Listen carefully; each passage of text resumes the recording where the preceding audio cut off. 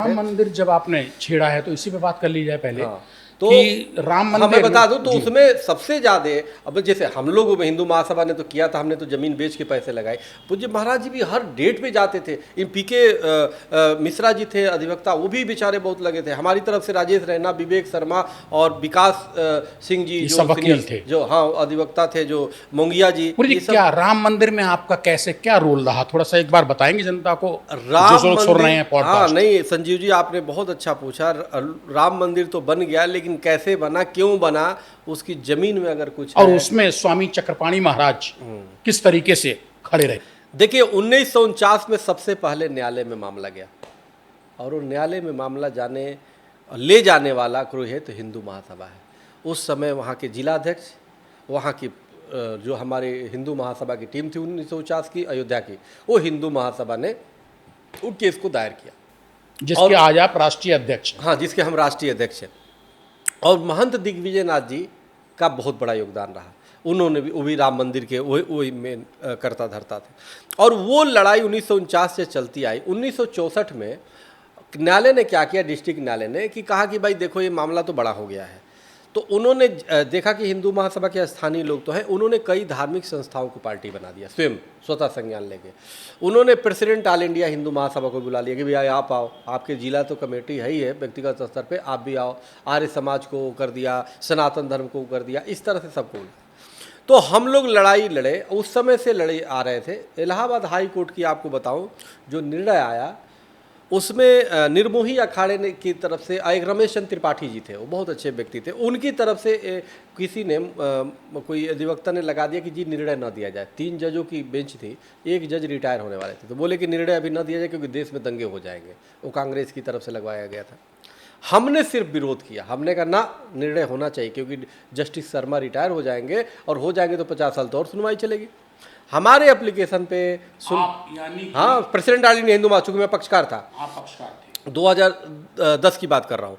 और हमने सर्वोच्च न्यायालय में लगाई कि नहीं, इसकी सुनवाई होनी चाहिए, निर्णय आए जल्दी, रोकी नहीं जानी चाहिए। इलाहाबाद हाई कोर्ट की बेंच में उसका ऑर्डर है। उस समय का इतिहास वो है कि हमारी एप्लीकेशन को स्वीकृति देते हुए सुप्रीम कोर्ट ने, माननीय सुप्रीम कोर्ट ने कहा कि नहीं, इसकी सुनवाई हो और तुरंत जो है जजमेंट आए, और मेरे वो पे आया। अब फिर मैं इलाहाबाद हाई कोर्ट में मैं गया, जिस समय सुनाई था वहाँ पे मैं था। अब आप देखिए कि वहाँ तो हो गई।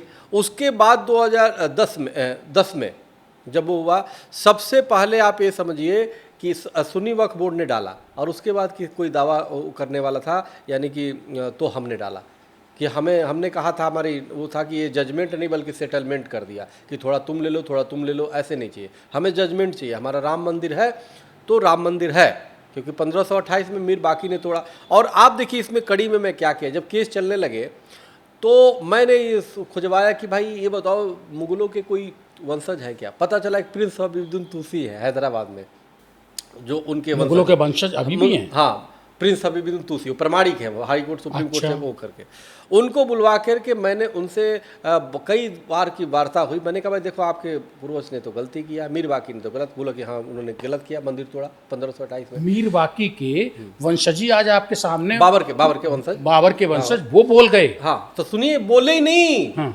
उन्होंने बोले, जब स्वीकार कर लिया कि हाँ गलत हुआ है और राम मंदिर ये तो बनना चाहिए, तो मैंने उनसे कहा कि भाई एक काम करो, आपको माफीनामा लिखना चाहिए, भाई गलती हुई तो वही। तो उन्होंने कहा कि स्वामी जी अब मैं आपसे कर ले, मैं आप तो हमने नहीं, मेरे से नहीं, हिंदू समाज से मांगो। तो उन्होंने कहा स्वामी जी मैं आपका कार्य करता हूँ, आपके संबोधन करके हिंदू समाज से कर लेता हूँ, हमने मांगो। तो एज ए हिंदू महासभा अध्यक्ष स्वामी चक्रपाणी महाराज लिख के उन्होंने पूरे हिंदू समाज से माफ़ी मांगी कि 1528 में जो मीर बाकी ने किया है वो गलत किया है। और हाँ, और वो लेटर राम मंदिर केस में मैंने लगाया, जजों के सामने लगा कि भाई आप देखो ये तो उसके बाद तो काफ़ी जो ओवैसी जैसे लोग भौंका करते थे राम मंदिर के विरोध में, वो काफ़ी हो गए कि ये क्या कर दिया। और मैं उनको धन्यवाद देता हूँ तुलसी साहब को कि उन्होंने एक सद्भावना के लिए बहुत अच्छा काम किया। उसके बाद यहीं मैं नहीं रुका, उसके बाद मैंने कहा भाई देखो, मैं राजा होता तो क्या करता, आप राजा होते तो क्या करते, अगर इन्होंने गलत किया तो, किसी की मंदिर तोड़ा तो हमने कहा उसको सज़ा तो होती। और आज तक हिंदू मुस्लिम लड़ रहे हैं उसकी वजह से, तो मीर बाकी को फांसी होना चाहिए। एक पुतला हमने बनवाया और यहीं पे उन्हीं से फांसी लगवाया हमने, वो तो है नहीं, पुतले को फांसी लगवाया तो मैंने। मीर बाकी बाबर के वंशजों से ही हाँ, उस पुतले बाबर को- के वंशजों से मीर बाकी के फांसी लटकवाया यहीं पे दिल्ली हिंदू में। महासभा भवन में, हिंदू महासभा भवन में, और मीडिया वो- के सामने। और वो आए लटकाने। हाँ हाँ, वो लटका, उन्हीं से खिंचवाया। तो इस पे कोई हिंदू मुसलमानी फिर नहीं छिड़ी? क्यों नहीं, मुसलमान नहीं आए निकल के? नहीं, ये तो गलत। देखिए, मुसलमान में भी अब देखेंगे वहाँ पे शैतानों को कंकड़ मारने की बताया गया है। सब कंकड़ मारते हैं ना, हमारे यहाँ भी रावण को जलाया जाता है। गलत तो गलत है ना, जो चीज़ें आदमी को बस समझ में आना चाहिए। अगर वो जिहादी मानसिकता का नहीं है, अगर वो शुद्धता से बात करे, तर्कशीलता से बात करे, वो समझ जाएगा हाँ गलत तो गलत है। महाराज जी, ये कैसे सब होता गया? कौन कर रहा था? अब हाँ, वो बस परमात्मा कराते हैं। इसीलिए तो हमें लगता है कि इसीलिए तो साधु बने कि जो लोग नहीं कर पाते हमें करना है। अब उसके बाद सुनिए, अब यही नहीं रुकते हैं। उसके बाद फिर मेरा हुआ कि अब चलिए, तो मीर बाकी को फांसी हो गया, वो मीडिया में खूब चला। हमने कहा अब हम तुलसी साहब, अब मैं चाहता हूँ आप राम जी का दर्शन करिए, अब संतों के पास चलिए और वहाँ पे माफ़ी मांगिए।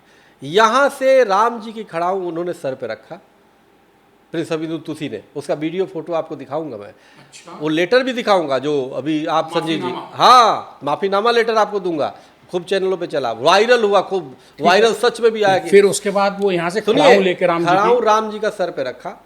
यहाँ से 108 गाड़ियों की काफिला से हम लोग अयोध्या गए। वहाँ कार्यक्रम हुआ, वहाँ संतों के सामने राम जी की खड़ाऊ लेके सबसे माफ़ी मांगे कि जो पूर्वजों ने किया वो गलत किया, मैं माफ़ी मांगता हूँ। उससे भी मुझे संतुष्टि नहीं मिली। मैंने कहा नहीं, एक काम करिए तुलसी जी, अब चलते हैं रामलला में। रामलला में हम लोग लेके गए और वहाँ पे मुसलमान की बात बता रहे हैं। हाँ, मुगलों के वंशज की बात बता रहा हूँ, प्रिंस अभिनव प्रमाणी को है। और वहाँ पे राम जी के सामने जाके कान पकड़ के कहा कि हमारे जो मीर बाकी ने किया गलत किया है, मैं माफ़ी मांग। तब जाके मन में संतुष्टि हुई।